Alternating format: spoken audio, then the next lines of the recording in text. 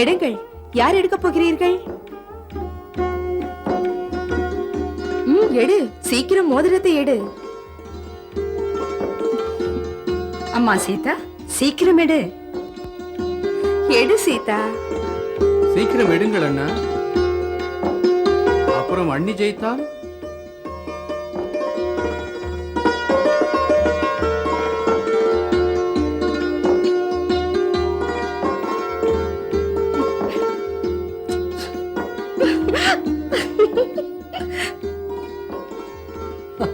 வெற்றி பெற்றது அண்ணிதான்.